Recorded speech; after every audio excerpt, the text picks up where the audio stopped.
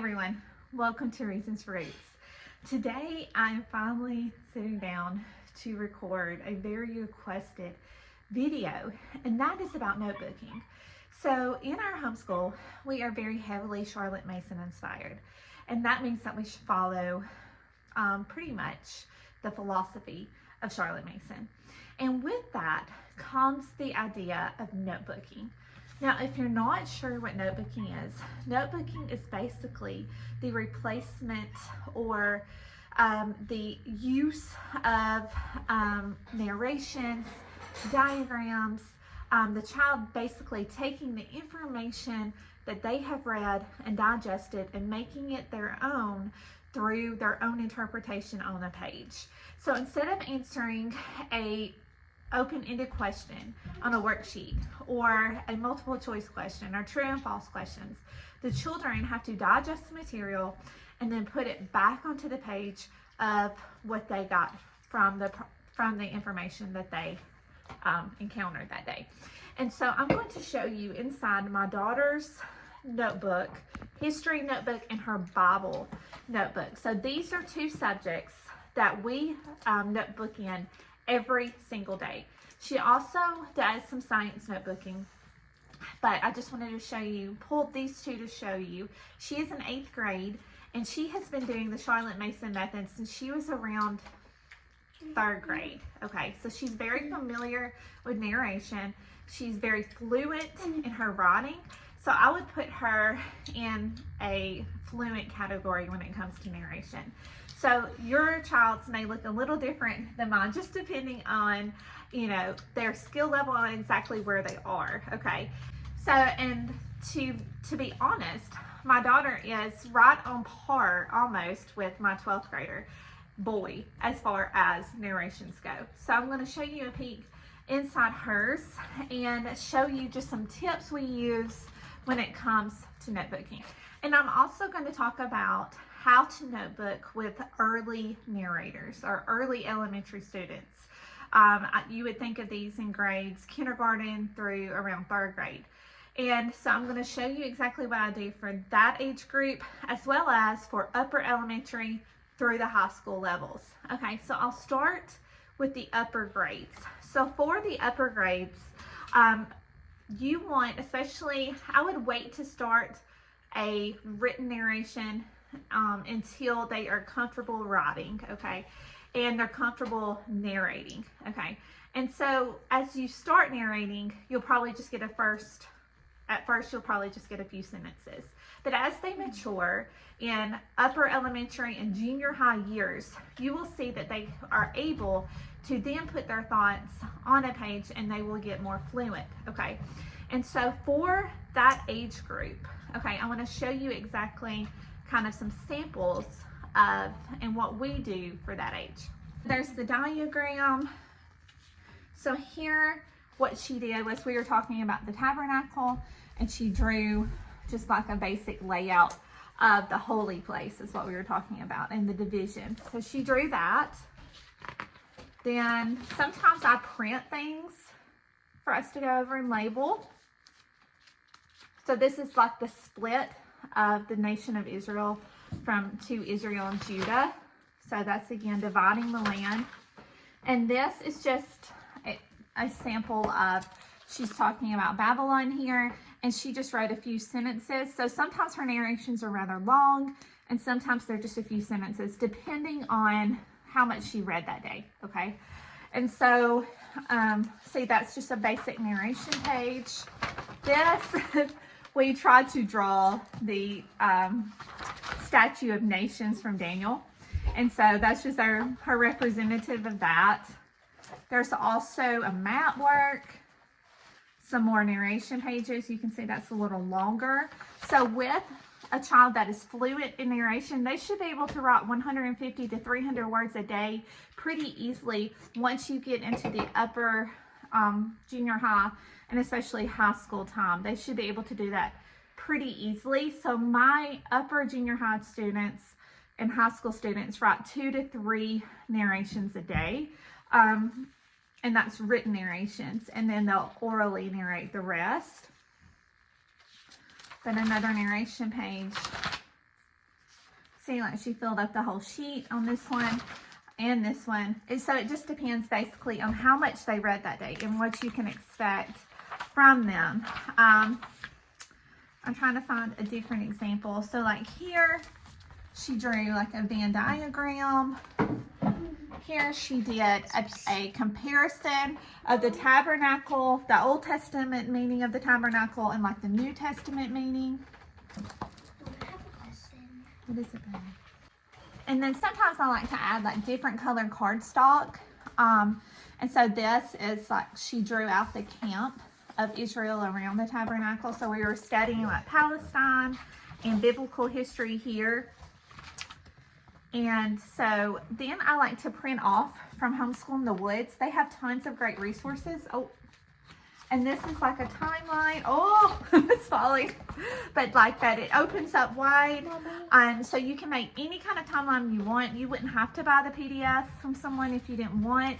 I think for Rome, we're going to make our own. Because I felt like for older children, it just helps to like cement it in if they can write it out themselves.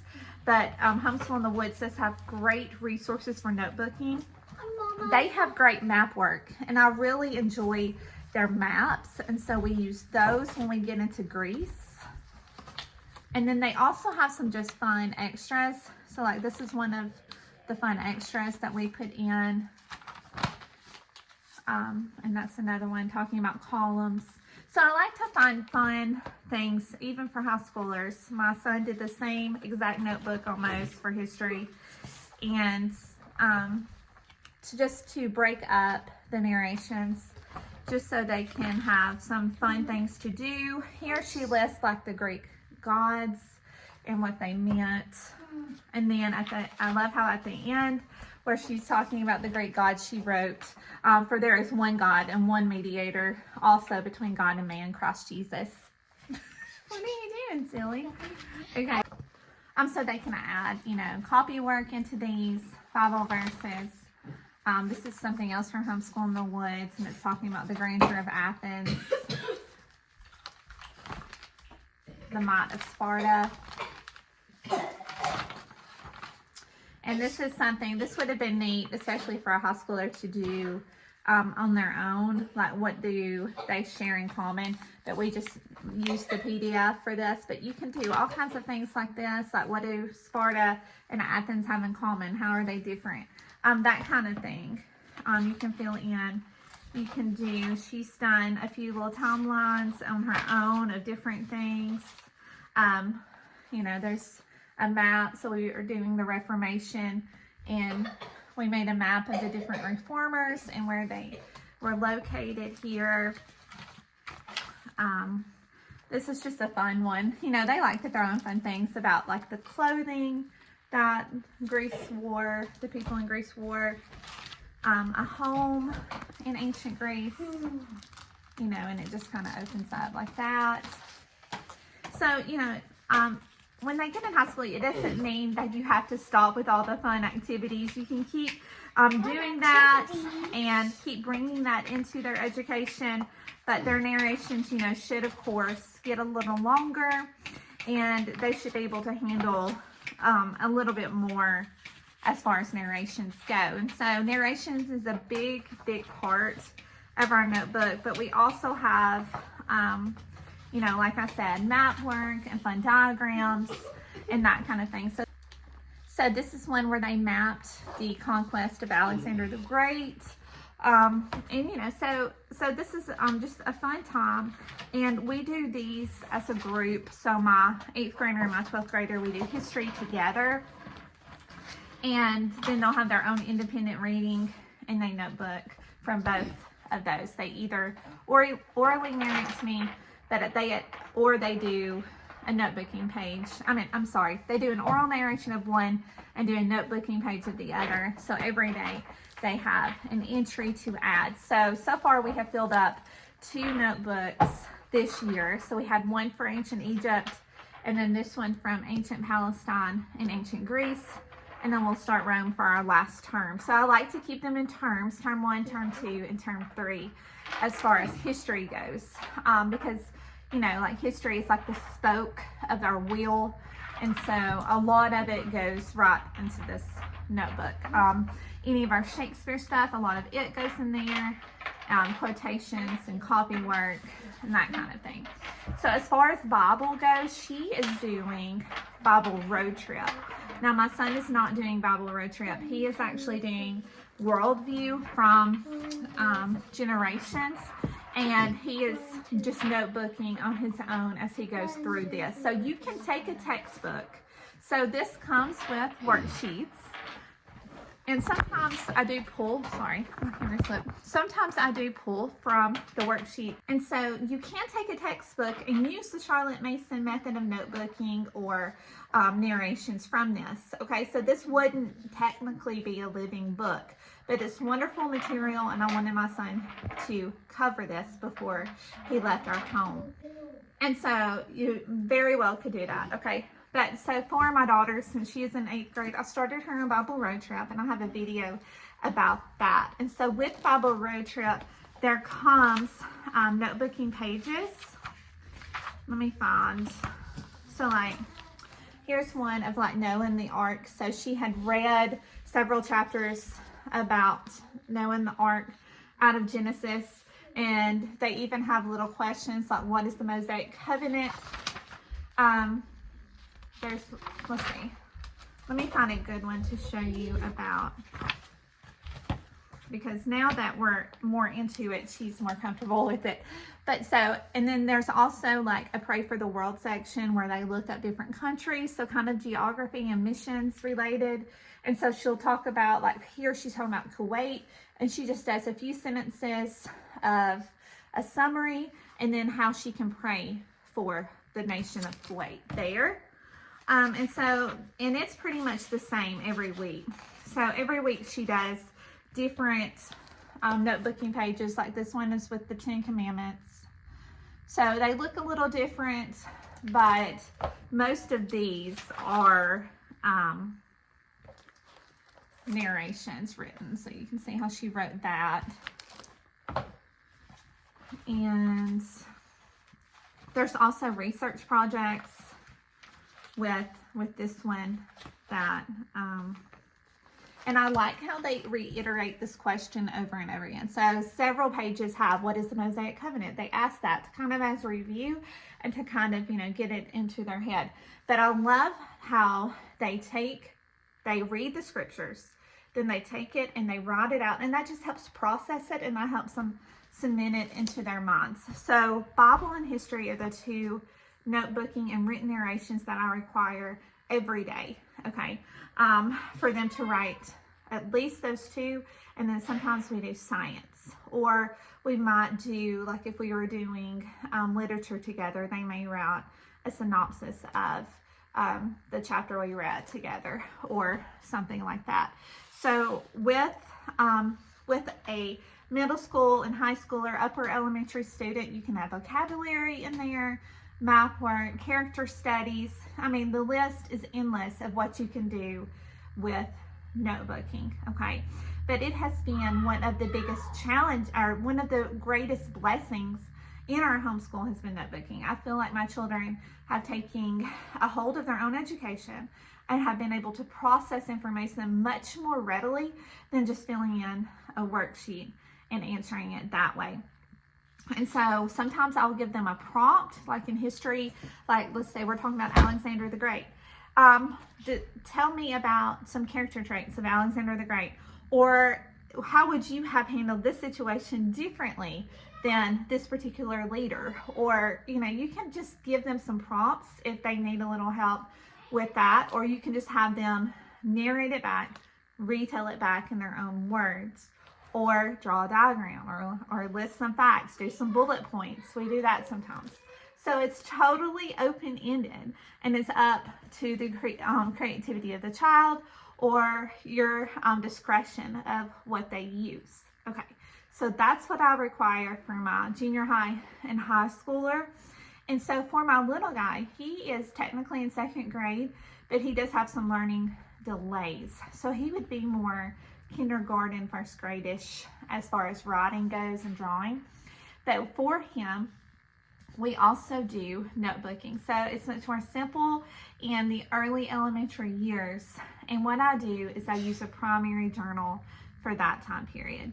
And what I do is I try to do this a couple times a week, not every day, but I have him draw out a picture of the story, and then I will write his narration down for him. Sometimes I will write in copy work, simple sentence from our story or something that I want him to grasp, and I'll have him copy it. We're doing the Birch's Bird book study, and this is just a page that I had printed, and so I just glued this into his notebook. He drew like the eggs and the nest, and we're able to talk about that. But something that's great here, he's talking about, like natural disasters, earthquakes, lightnings, tsunamis, and he loves this.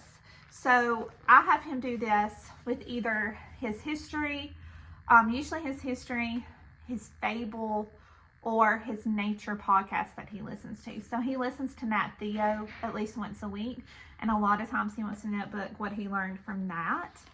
So it doesn't necessarily have to be a book. And then other times when we finish a read aloud, I will have him, I was trying to find one, I will have him narrate, his favorite scene from that read aloud book. And then I'll write his narration or his summary of the book for him. And so this is a very precious time, and he is so proud. Children are so proud of their notebooks. Even my older children, they're proud of their notebooks. They take good care of them because they have so much invested in them, and they have made them their own. And they're much more special than just a worksheet that, you would chunk or throw away. So these have sentimental value as well as educational value. And so I highly suggest notebooking if you're interested in that and it sounds like something that would fit your family. So as far as narration goes for younger children, early elementary, so I do the notebooking once to 2 times a week, and that's not with every subject. Sometimes he wants to do it, and he prompts me of when he wants to do it, and that's great too. But after every reading of every book we read, I have him orally narrate it back to me. So because he had some speech delays and because there were some processing issues at first, we started off with narrating through play acting.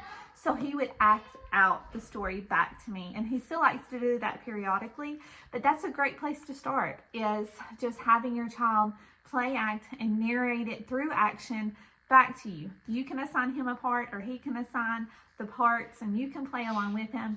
And that was some of my favorite memories, was him narrating through action and us playing out the parts of the story that we read.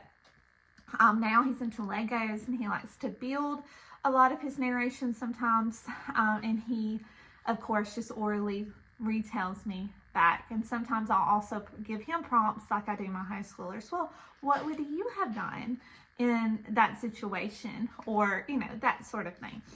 And so narration is a huge part of our homeschool, and it's not complicated. I feel like we overcomplicate it, or we can feel like it's too simple. But a book that I do suggest if you're interested in starting a narration journey is Know and Tell by Karen Glass. It is a phenomenal book on narration, and she will walk you through. She even gives examples of how narration should look for each age. And so that's a great place to start if you're looking to start narration.